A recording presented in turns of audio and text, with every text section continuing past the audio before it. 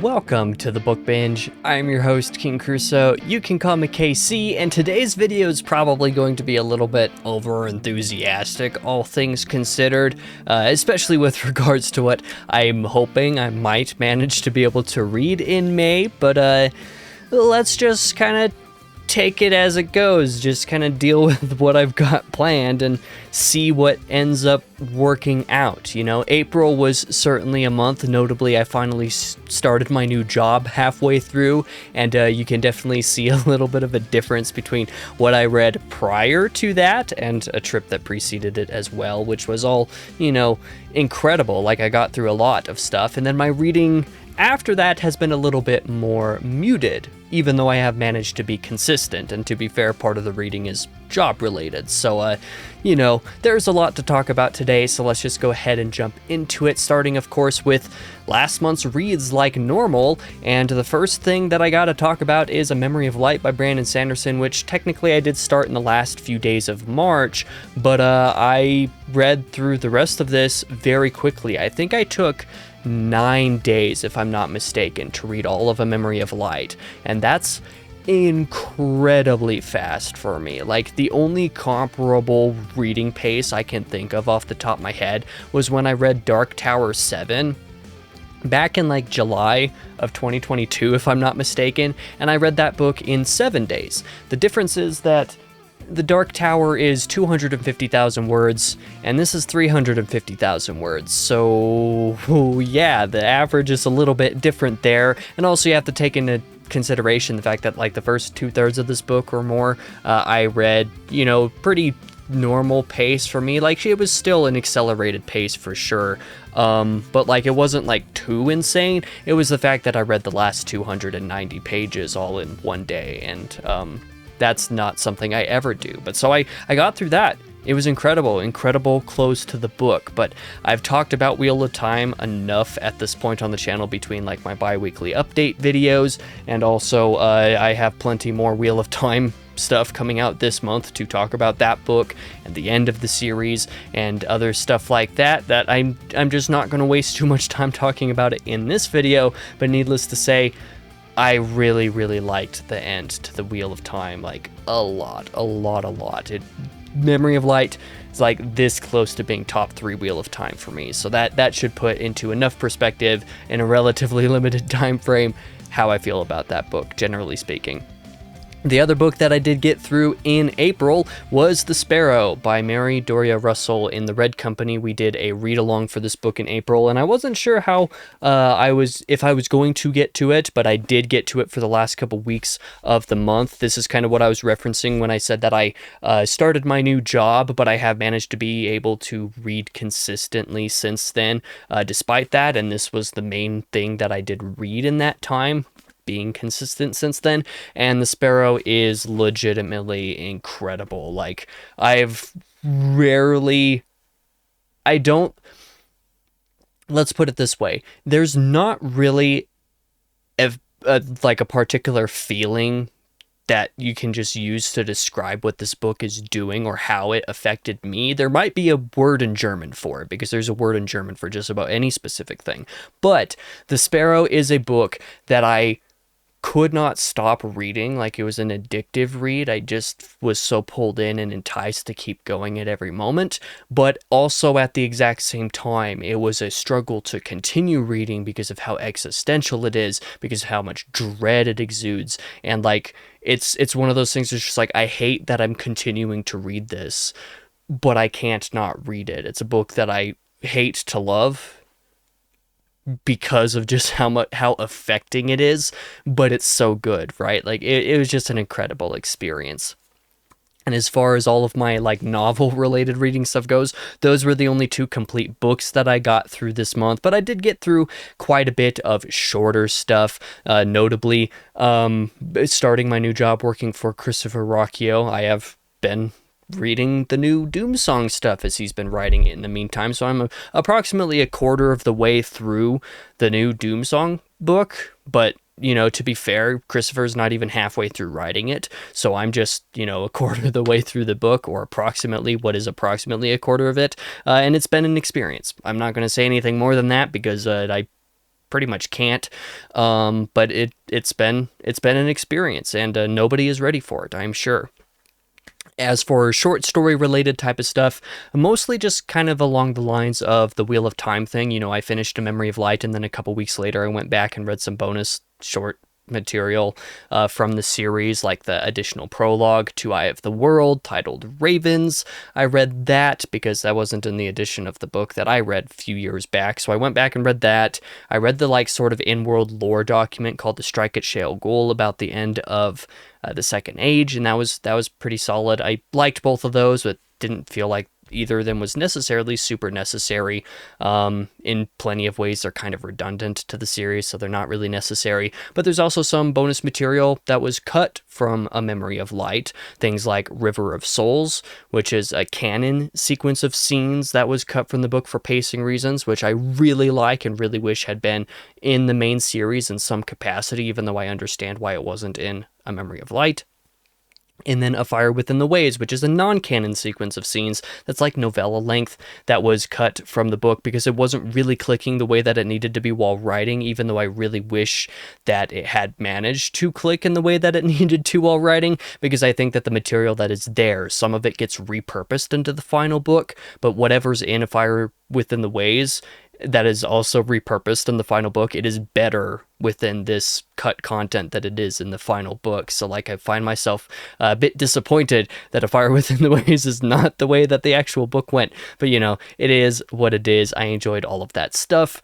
And of course, there was also the announcement relatively recently that Songs of the Sun Eater is coming out by Christopher Ruocchio in November. There is one new short story that is being included with that. I have read that short story, and it's really good, actually.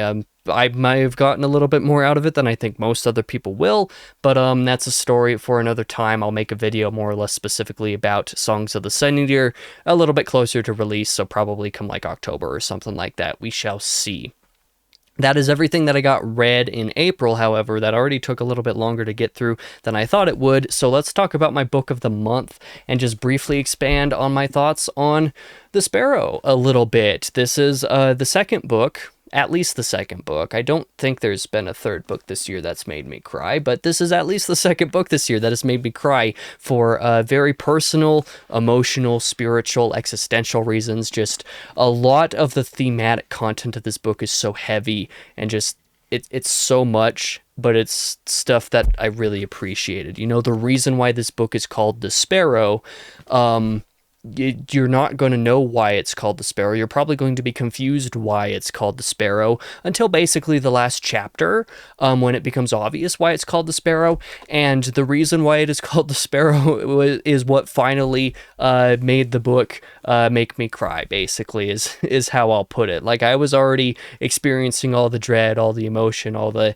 you know, waiting for shit to hit the fan type of thing with the book through the entire time reading it.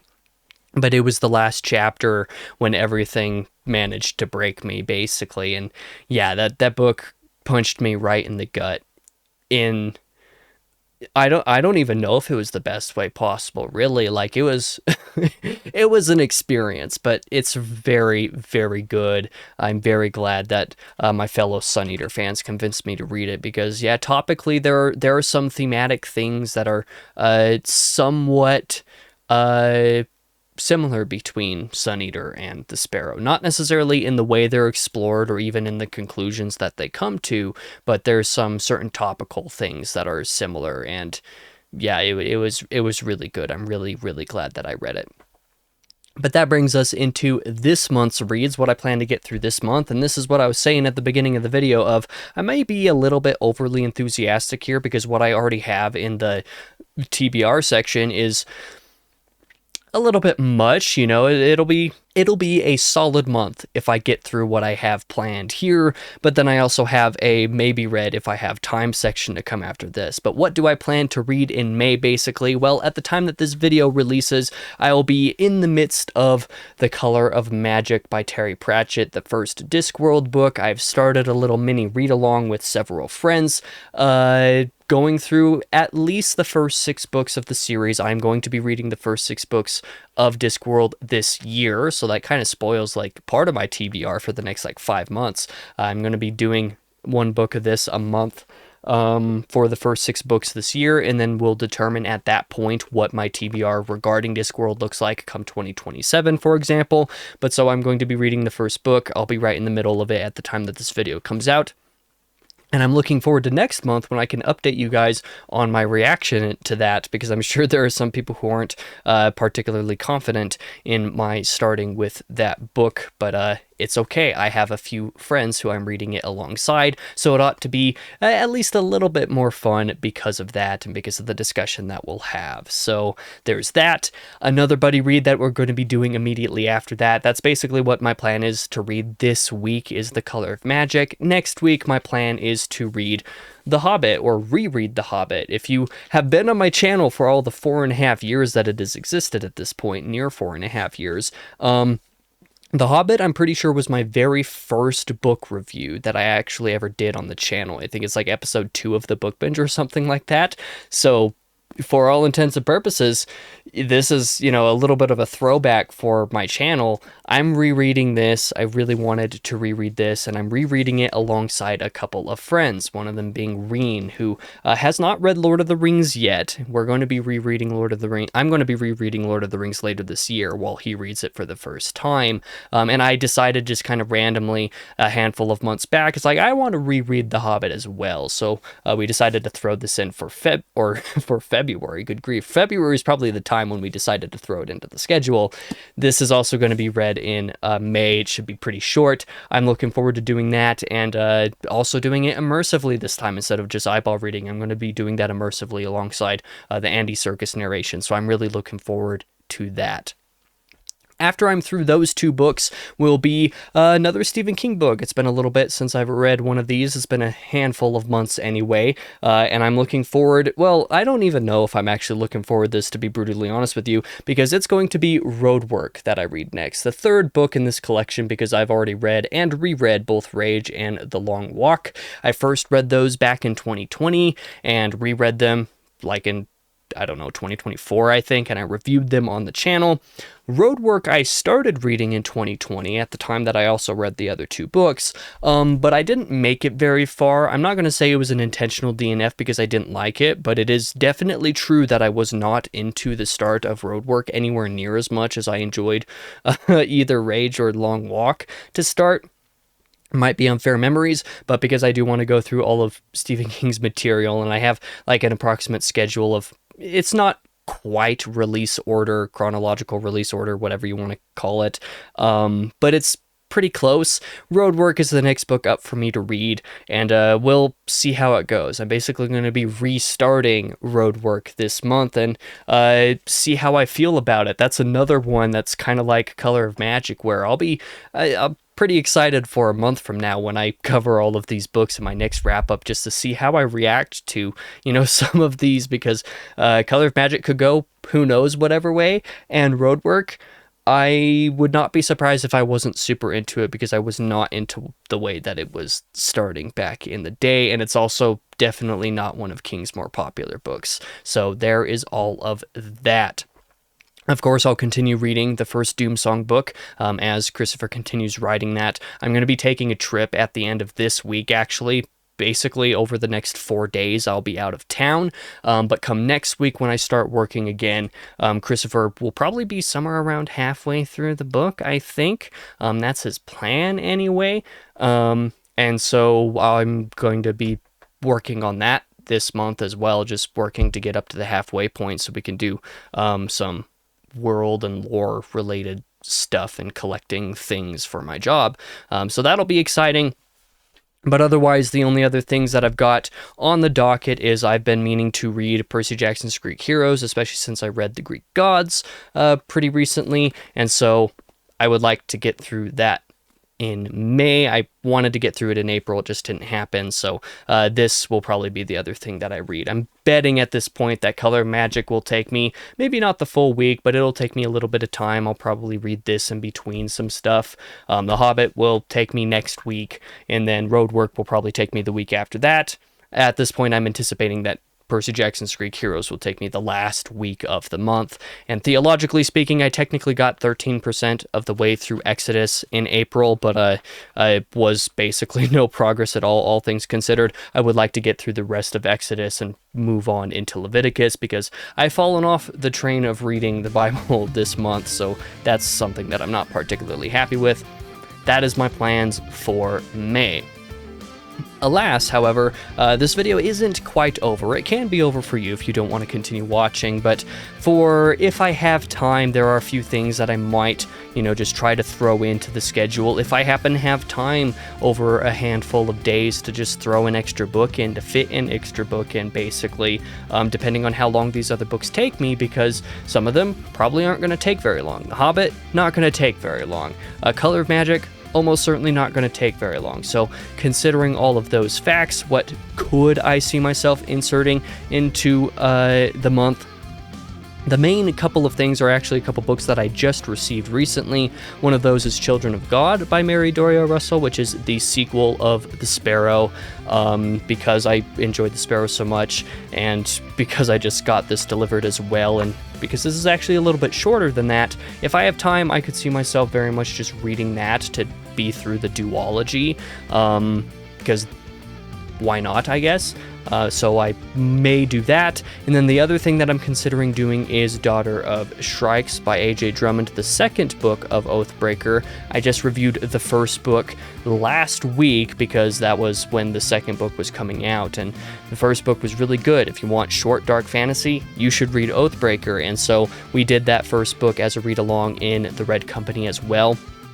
And several of the Red Company have basically immediately started Daughter of Shrikes this month already because it just came out. And so in order to, kind of keep up with all of them, there is the chance that I also read Daughter of Shrikes this month if I happen to have a few days to do so.